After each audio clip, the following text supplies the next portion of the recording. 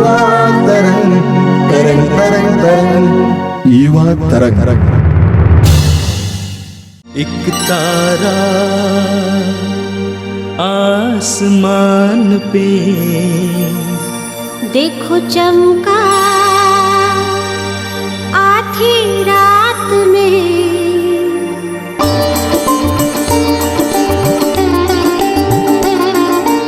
एक तारा आसमान पे देखो चमका आधी रात में। नभ से उतर रहे जग में बिखर रहे रश्मि से ऐसी ज्योति निकलती जैसे मधुबर से। एक तारा आसमान पे।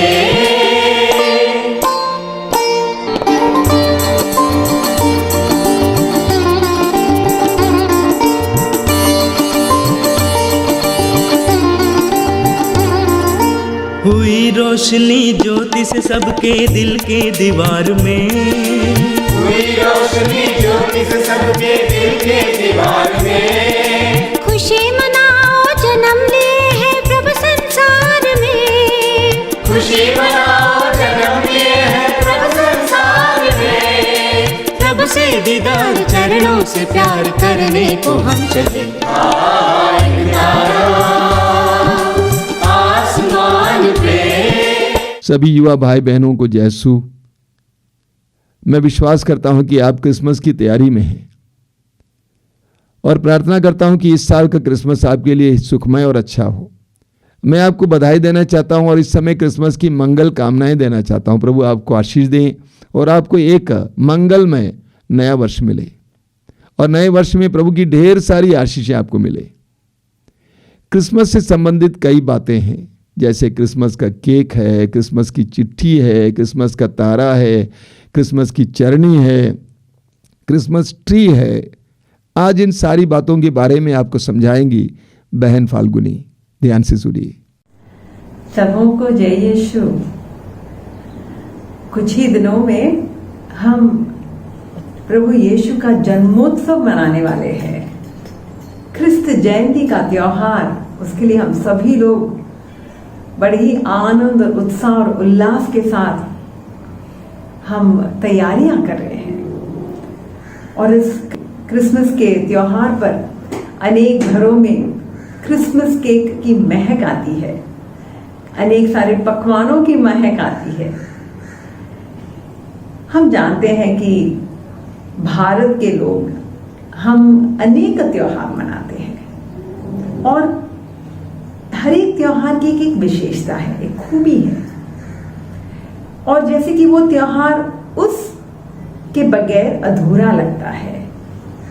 उदाहरण के तौर पर दीपावली यानी दिए ना जलाए तो क्या दीपावली, उसको प्रकाश का त्योहार कहा जाता है, द फेस्टिवल ऑफ लाइट्स।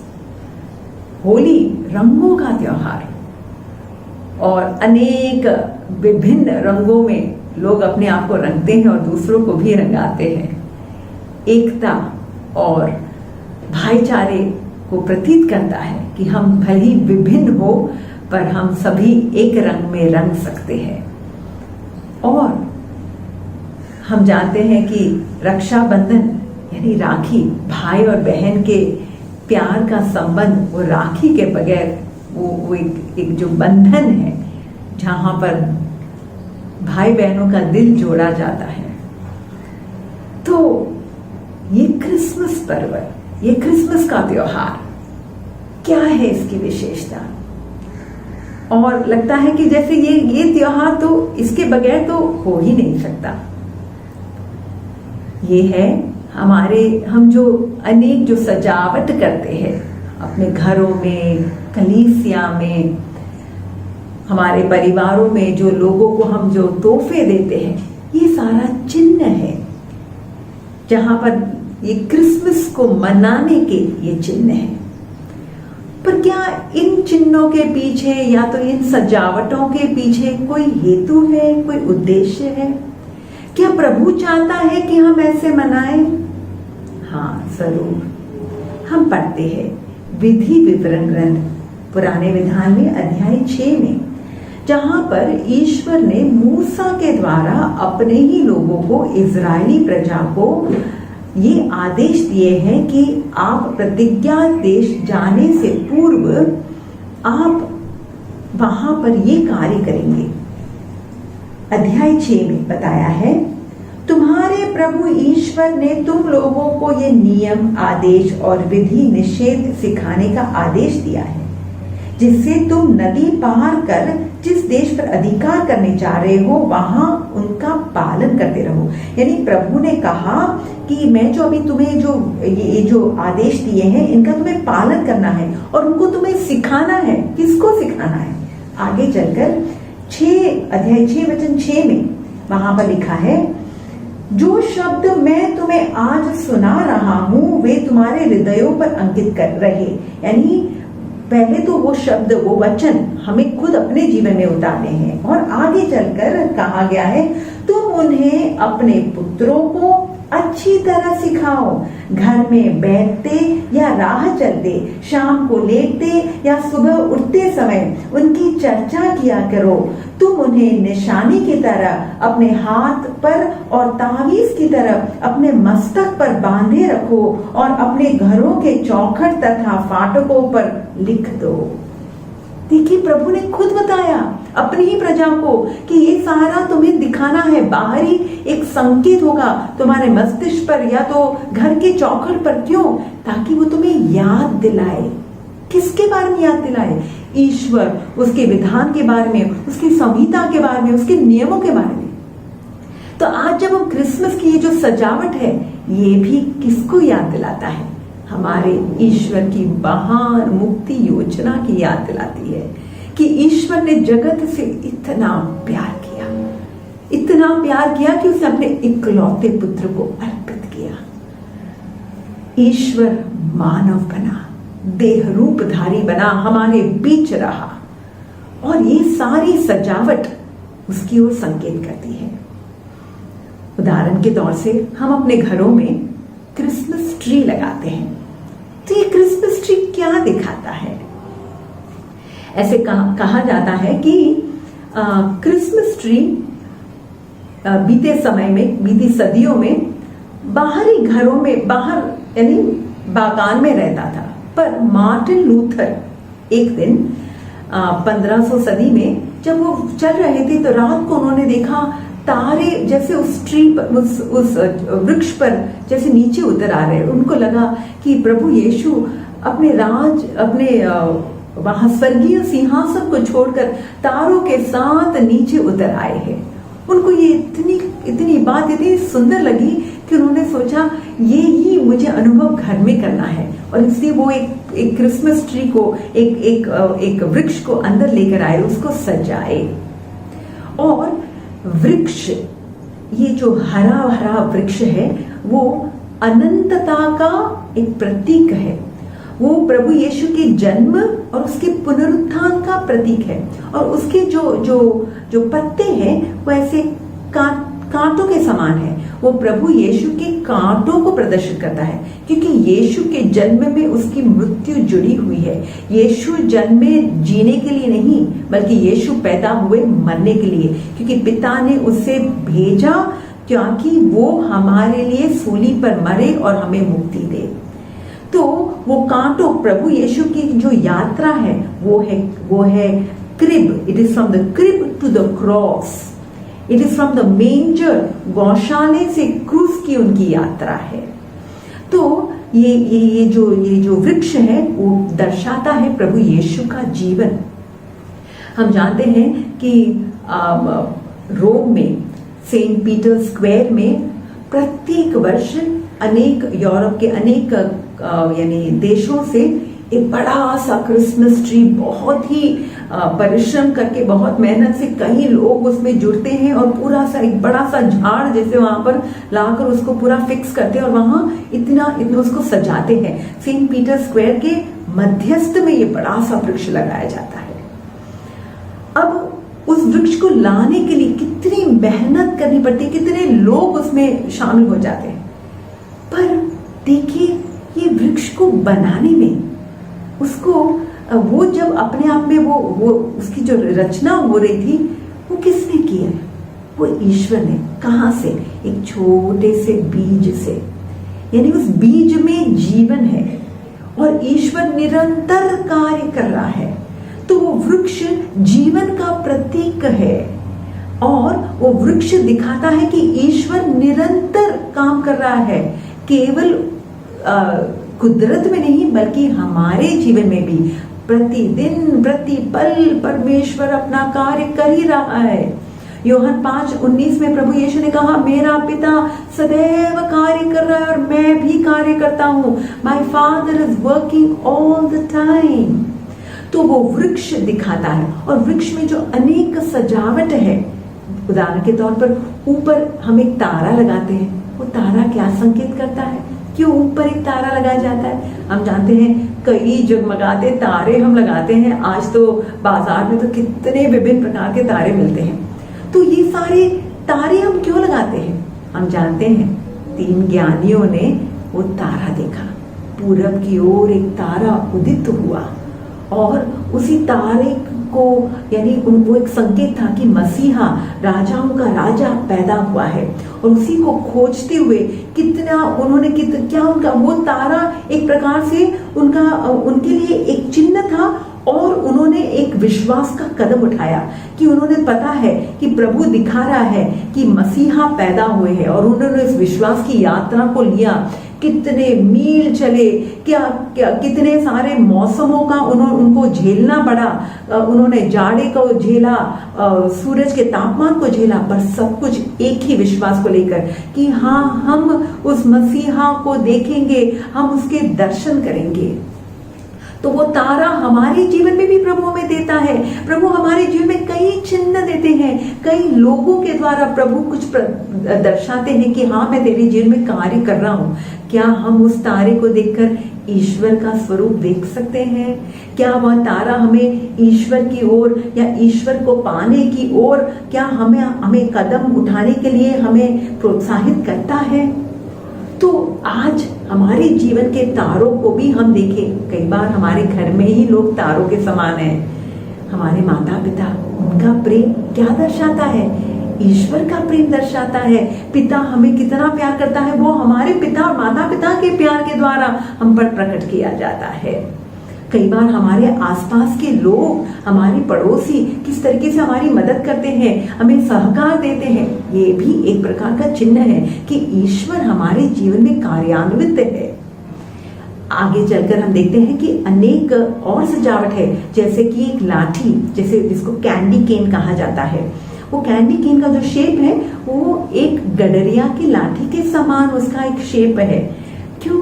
क्योंकि ईश्वर पुराने विधान में कहा, ईश्वर ने कहा, मैं सच्चा गडरिया, मैं अपने भेड़ों को खुद चराऊंगा। जो अंधेरे कोरे में भटक गई है, मैं उनको लौटा लाऊंगा। मैं जो दुबली पतली है उनको मैं चंगा करूंगा, उनको मैं सबल बनाऊंगा। और वही गडरिया कौन बना? प्रभु यीशु ने कहा यूहन्ना 10 में कि मैं ही सच्चा गडरिया हूँ, मैं ही भला गडरिया हूँ, जो अपनी 99 भेड़ को छोड़कर एक भेड़ के पीछे जाता हूँ। और मैं वो भला गडरिया हूँ जो अपनी भेड़ के लिए अपनी जान तक कुर्बान कर देता हूँ। मैं उस व्यक्ति के लिए नहीं जो किराए पर लिया गया है, नहीं, मैं अपनी भेड़ों को जानता हूँ, मैं अपनी भेड़ों को नाम से बुलाता हूँ, वो मेरे पीछे आती है। ये सारा पुराने विधान में प्रभु ने जो वचन दिए वो सारे नए विधान में प्रभु यीशु में पूर्ण होते हैं।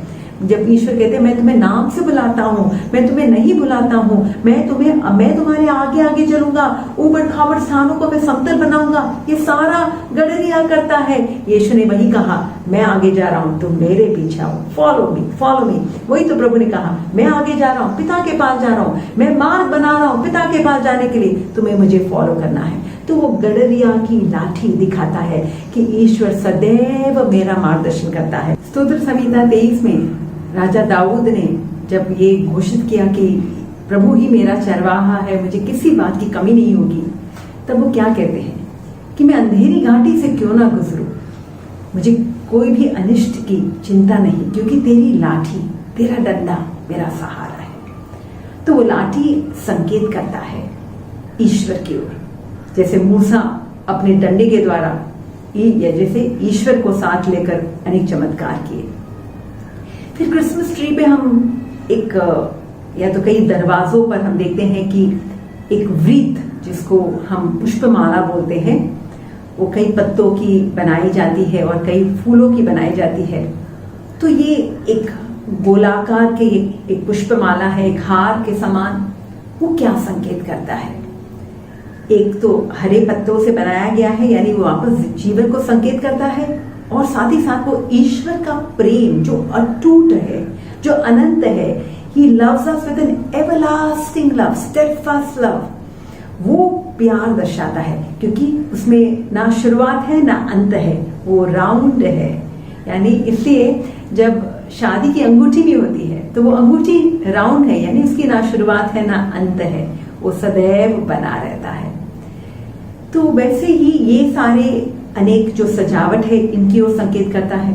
और फिर हम जानते हैं घरों में, हम अपने आंगन में हम गौशाला को वहां बनाते हैं। अब ये गौशाला बनाने के पीछे या तो चटनी को बनाने के पीछे क्या इतिहास में उसके पीछे क्या कहानी है? कहा जाता है कि संत फ्रांसिस ऑफ असीसी, उनके द्वारा ये शुरुआत हुई है। संत फ्रांसिस जब पवित्र भूमि होली लैंड की जब यात्रा करने के लिए, जब वो तीर्थ यात्रा के लिए गए थे, तो इतने बेथलेहम में जाकर वो इस तरीके से वो अनुभव इनके लिए इतना सुंदर रहा कि वो उसी मनोभाव को, उसी अनुभव को वो अपने घर में यानी इटली में, असीसी में वो पैदा करना चाहते थे। और इसलिए उन्होंने वहां पर एक गौशाला खुद वहां पर बनवाया, यानी कई घास और कई पत्तों को लेकर, और वहां पर मां मरियम और संत यूसुफ, और हम जानते हैं बाल यीशु, और अनेक जैसे 3 ज्ञानी, और ऐसे चरवाहों को बताया है, भेड़ों को बताया। तो आज हम भी करते हैं। तो ये सब जब हम बनाते हैं, हम इस गौशाले को बना रहे हैं, तो क्या कर रहे हैं? जब हम ये कर रहे हैं तो हमारे घर के बच्चे पूछेंगे ये क्यों? तो हम ये बताते, हम भी खुद उस पर मनन करेंगे, और साथ ही साथ हम अपने बच्चों को भी क्रिसमस की सारी कहानी बताएंगे। तो इसके द्वारा पूरा क्रिसमस का माहौल, क्रिस्त जयंती का जो माहौल है, घर में उभर आता है। और इसमें जो पात्र है, वाकई में एक एक पात्रों को जब हम वहां पर रखते हैं तो उन पर मनन करना जरूरी है।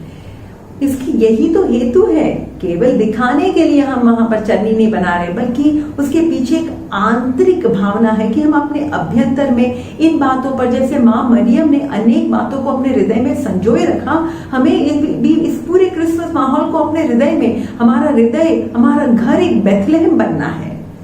तो इसमें जो सबसे मुख्य जो 2 पात्र है, यूसुफ और मां मरियम, और जब हम कलीसिया में भी जो पाठ सुन रहे हैं, वो पाठ भी इन्हीं पर है, इन्हीं पर आधारित है। या तो यूहन्ना बपतिस्ता ने किस तरीके से बतलाया, घोषित किया कि मसीहा के लिए मार्ग तैयार करो, और वो इसी ओर संकेत कर रहा है कि हमें मसीहा के लिए अपने हृदय को तैयार करना है।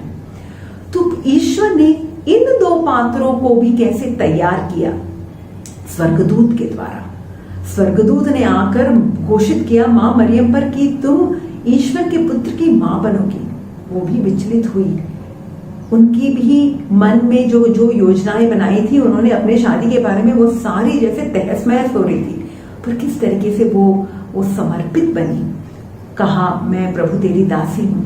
और उसी जब यीशु उसके गर्भ में आए, उसी अवस्था में उसने यात्रा की अपनी बहन के पास यूदिया में। वहां पर उसके लिए कोई यातायात का साधन नहीं था, पर इतनी कठिन यात्रा इस हालत में भी उसने की। क्यों? क्योंकि वो पड़ोसी के प्रेम से प्रेरित हुई थी। तो ये सब हमें, और जब वो एलिजाबेथ को मिलती है, वो कितने आनंद से भरी जाती है, यूहन्ना बपतिस्ता आनंद से भरा जाता है। ये सारा जो हम पढ़ते हैं, पवित्र आत्मा किस तरीके से महान कार्य कर रहे हैं। तो जब हम ये सब इन बातों पर सोचते हैं तो पवित्र आत्मा हमको भी भरते हैं, हमारे अंदर भी आनंद उठ आता है और हमारे अंदर भी प्रेरणा होती है कि जो हमारे घर आसपास में, पड़ोस में जो पड़ोसी, जो मेरा भाई बंधु बीमार है या रोगी है या जरूरतमंद है, मैं भी उनकी ओर कदम बढ़ाऊं, कष्ट उठाते हुए मैं कदम बढ़ाऊं। यही तो क्रिसमस का सही मर्म है कि केवल ईश्वर अपने राज सिंहासन को छोड़कर हमारे लिए आया, तो हम अपने ही विश्राम के स्थलों को छोड़कर किसी और को मदद करने के लिए हम आगे बढ़ नहीं सकते क्या? ये प्रभु चाहता है। ईश्वर ने एक ही तो आज्ञा दी, एक दूसरे को प्यार करो जैसे मैंने प्यार किया। पिता ने ईश्वर जगत से प्यार किया, इसलिए तो पुत्र को भेजा है। तो ये प्यार को हमें बांटना है। प्यार अपने तक सीमित नहीं रख सकते, प्यार तो बांटने से ही बढ़ता है। इसलिए तो हम दूसरों को तोहफे देते हैं। ये तोहफा क्या है? एक प्रकार से हमारे हृदय की भावना है, हमारा प्यार है जो उनके लिए प्रकट करते हैं और हम अपने आनंद को भी बांटना चाहते हैं, है ना। तो इसलिए माँ मरियम का जो पात्र है, कितनी वो एक साधारण नारी, एक नाजरत गांव की एक कुंवारी, पर किस तरीके से प्रभु की ओर समर्पित बनी, वो धन्य बन गई। और वो हमें भी सिखाती है कि हम भी धन्य बन सकते हैं जब हम अपने साधारण तौर से ईश्वरीय कार्यों में समर्पित हो जाते हैं। संत यूसुफ, कई सारी उलझनें उसके मन में आई, शादी के बारे में कई सारे सपने बनाए थे, पर जब पता चला कि गर्भवती है, उसकी ही होने वाली पत्नी गर्भवती हो गई है शादी से पूर्व, उसके मन में क्या क्या उलझन, क्या क्या चिंता, क्या क्या परेशानी आई होगी। पर इन सारों के बीच में परमेश्वर ने मार्ग बनाया। ये दोनों पात्रों के ये जब से उनकी मंगनी हुई और उस दिन तक जब तक यीशु पैदा हुए, ये पूरा जो उनका जो दौरा था उनके लिए काफी कष्ट था, उलझन थी, विडंबनाएं उनके मन में आई। पर इन सारे उलझनों के बीच में उनका ध्यान कहाँ था? ईश्वर ने कहा है कि मैं अपने पुत्र मसीहा को भेजने वाला हूँ, उसका नाम यीशु रखा जाएगा, उसका नाम ईसा रखा जाएगा, जो अपने लोगों को उनके पापों से मुक्ति देगा। जब उनको पता चला कि परमेश्वर की ये योजना है कि हम उनकी मुक्ति योजना में सहभागी बने, उन्होंने अपने आप को समर्पित किया है। तभी तो वो धर्मी बने, तभी तो वो आज्ञाकारी बने और आज्ञाकारिता की एक मिसाल बने हमारे लिए। तो हमें भी सिखाता है कि हम भी जैसे पुरुष घर में जो पिता है, क्या वो अपनी ही पत्नी की गलतियों को नजरअंदाज करके उस पर यानी उसको बाहर निकालते हुए नहीं, बल्कि उसको ढांक कर उसको क्या सहारा, उसको अपनाने के लिए क्या तैयार है? क्या पत्नी सब बातों में अपने पति के अधीन रहने के लिए तैयार है? ये सारी बातें हम इस पवित्र परिवार से सीखते हैं। साथ ही साथ हम चरवाहों को देखते हैं। कितनी यानी गौर करने वाली बात है। राजाओं का राजा, वो राजाधिराज जो है परमेश्वर, जब वो पैदा हो रहे हैं तो इसकी घोषणा वहां पर तुरही बजाकर, यानी लोगों के बीच में, वहां राजमहल में, हेरोद के राजमहल में, ना कि फरीसी और शास्त्री लोगों के वहां सभागृहों में बताई गई है। पर ये सारा सुसमाचार किनको बताया गया?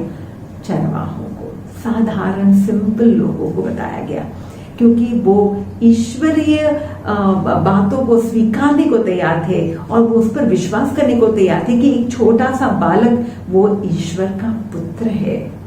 तो ये चरवाहों के पास जब आए और वो भी स्वर्गदूत महिमा गान कर रहे हैं, इसलिए हम क्रिसमस ट्री पर या तो घरों में भी कई बड़े बड़े घंटे लगाते हैं। तो घंटे क्या है? आनंद, उल्लास को घोषित कर रहा है। ये एक झनकार है किसकी बारे में? कि ईश्वर पैदा हुए हैं। जैसे स्वर्ग ने आनंद मनाया तो वो आनंद हम भी मनाते हैं, इसलिए हम घंटे बजाते हैं, प्रभु की घोषणा तुरही नहीं बल्कि घंटे बजाकर, क्योंकि घंटा जो है वो परमेश्वर, मंदिरों में भी घंटा होता है, हमारे चर्च में भी मीसा होने से पहले घंटा बजाया जाता है। तो ये संकेत करता है कि ईश्वर पैदा हुए हैं। हालेलुया। और साथ ही साथ हम देखते हैं कि 3 ज्ञानी वहां पर आए। 3 ज्ञानी कितनी लंबी सफर करके आए। मैंने बताया कि तारा देखकर वो आए, तो वो अपने साथ कुछ तोहफों को लेकर आए थे, कुछ उपहार को लेकर आए। वो गंधरस, लोबान और सोना लेकर आए थे। ये उनके लिए बहुत अनमोल था, अनमोल चीज, बहुत मूल्यवान चीजें वो यीशु को समर्पित करते हैं। उन्होंने जब यीशु को वहां पर बाल यीशु को माँ की गोदी में देखा, वो पहचान गए कि ये तो ईश्वर है, पर एक छोटा सा स्वरूप है, पर वो देखने पर नहीं, पर विश्वास किए कि हाँ यही ईश्वर है, यही संसार का रचयिता और सृष्टि करता है जो आज एक छोटा सा बाल स्वरूप लिए है। तो उन्होंने जब ये तोहफे समर्पित किए तो ये तोहफा एक प्रकार से उनके हृदय की भावना को प्रकट कर रहा था कि हम अपने आप को पूर्ण रूप से आपकी ओर समर्पित करते हैं। जैसे वो पापिनी स्त्री कैसे यीशु के चरणों में आकर रोई, उसने महंगा वाला इत्र प्रभु के ये चरणों में उसका विलेपन किया, ये सब कुछ दर्शाता था कि मैं अपने आप को समर्पित करती हूँ, मैं अपने आप को पूर्ण रूप से आपकी ओर अर्पित करती हूँ। तो ये तोहफे भी एक प्रकार से यानी उनके हृदय की भावना को प्रकट करता है। इसलिए हमें भी यीशु के लिए कोई तोहफा तो लेना है ना। हम किसी भी बर्थडे पार्टी में जाते हैं तो क्या तोहफे लेकर नहीं जाते हैं? तो यीशु के लिए भी तोहफे लेकर जाना है। कौन सा तोहफा चाहिए यीशु को? हाँ, यीशु को कौन सा तोहफा चाहिए? कभी आपने सोचा प्रभु को क्या कौन सा तोहफा चाहिए? मैं अनेकों बार सोचती हूँ, क्वीन ऑफ शीबा यानी शेबा की जो रानी थी, वो सुलेमान को देखने के लिए, सुलेमान के प्रज्ञा को जानने के लिए कितने मीलों सफर करके और कितने बड़े बड़े यानी उपहार और अनेक प्रकार की मूल्यवान चीजें उनको अर्पित की। तो जिसने सुलेमान को प्रज्ञा दी, यीशु ने कहा सुलेमान से बढ़कर कोई यहाँ पर है, जिसने सुलेमान को प्रज्ञा और विवेक बुद्धि दी, वो ईश्वर के लिए हम क्या तोहफा लाएंगे? वो ईश्वर कोई सांसारिक तोहफा नहीं चाहते, वो सांसारिक तोहफा नहीं चाहते। वो क्या चाहते हैं? हम अपने आप को ही उसको समर्पित करें। आज ही सवेरे मैं फादर के पास गई थी और फादर का कुछ एक सामान मेरे पास था, तो मैंने उनको दिया और मैंने बोला रिटर्न विद थैंक्स। और जब मैं वापस आई मैं सोच रही थी, such a beautiful thing, return with thanks.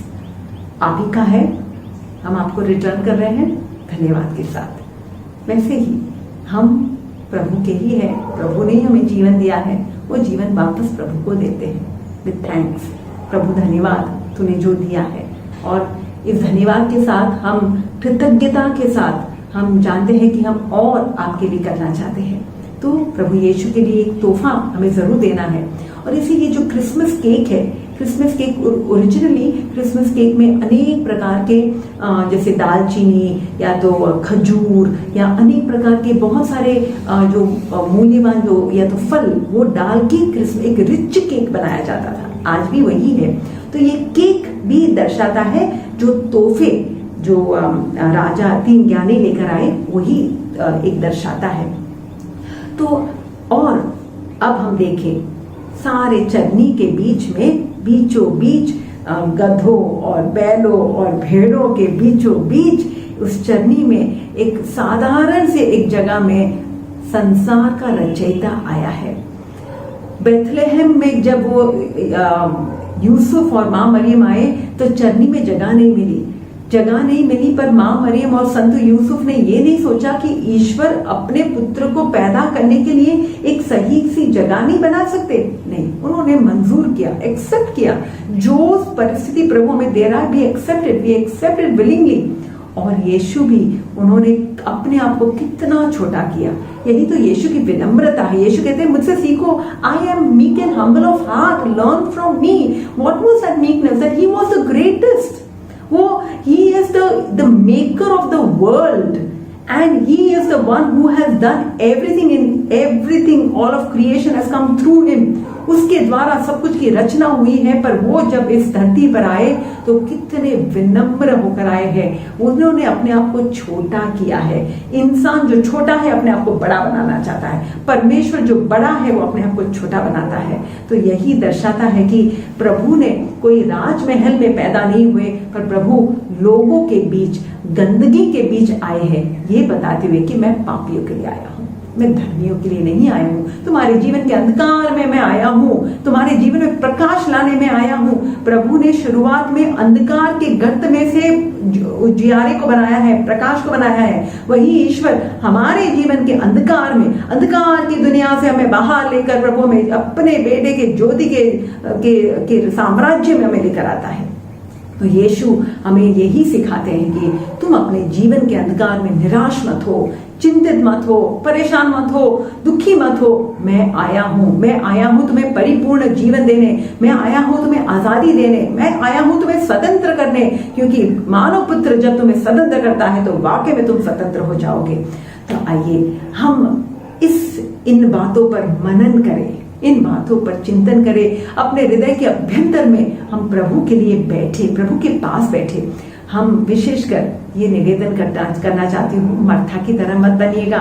Martha की तरह जरूर सजावट करनी है, ध्यान देना है, खातिरदारी करनी है, दूसरों की मदद करनी है, ये सब करना है। पर पहले हमें मरियम बनना है, मरियम बनकर प्रभु के पास बैठना है, चरनी में, गौशाले में, उस बाल यीशु के पास बैठना। वो चाहता है कि आप उसके पास बैठो, समय दो। उस समय लोगों के पास जगह नहीं थी यीशु को पैदा करने के लिए, आज लोगों के पास समय नहीं है यीशु के पास रहने के लिए। तो यीशु कहते हैं मेरे पास बैठो, कुछ समय, तनिक थोड़ा समय मेरे पास बैठो, मैं तुमसे बात करना चाहता हूँ, मैं तुम्हारे साथ रिश्ता जोड़ना चाहता हूँ। फिर वो संबंध, वो प्यार को लेकर आप अपना रोजिंदा जीवन का कार्य, अपनी जिम्मेदारियां निभाएं। कैसे? प्रेम से एक दूसरे, वो प्यार जो मैं पाया है वो प्यार दूसरों को बांटना है।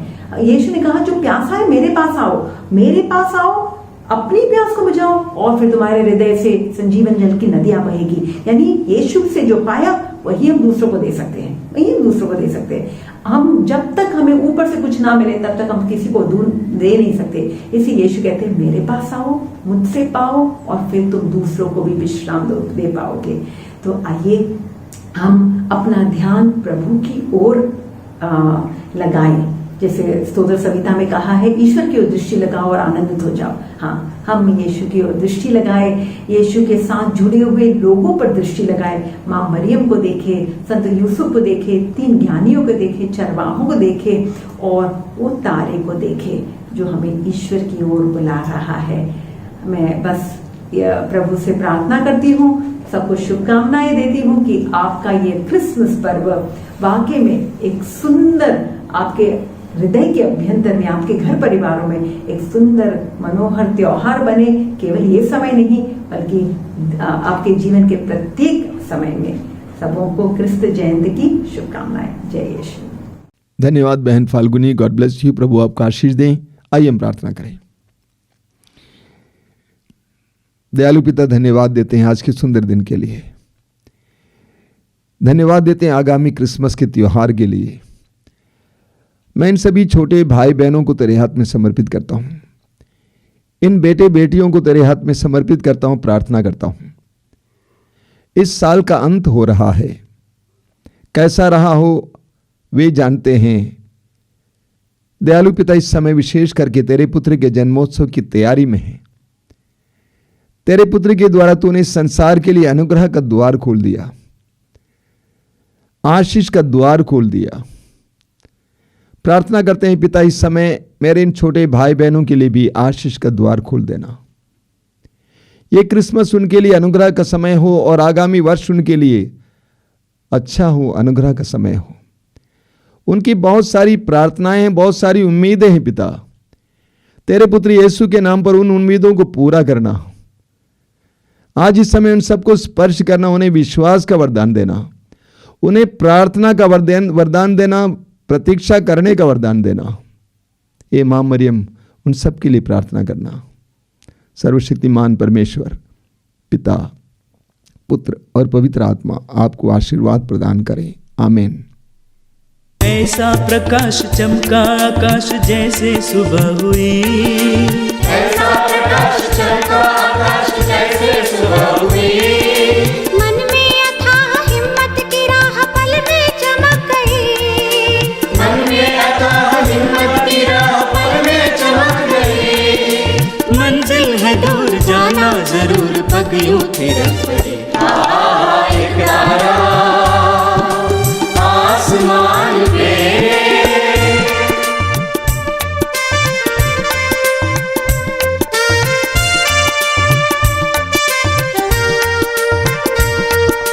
तारा देख के सब कुछ छोड़े दर्शन को चल पड़े, तारा देख के सब कुछ छोड़े दर्शन को चल पड़े। सारे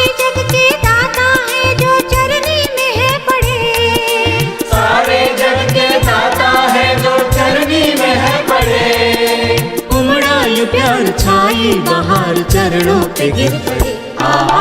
एक तारा आसमान पे देखो चमका, आधी रात में नभ से उतर रहे, जग में बिखर रहे, रश्मि से ऐसी ज्योति निकलती जैसे मधुकर से।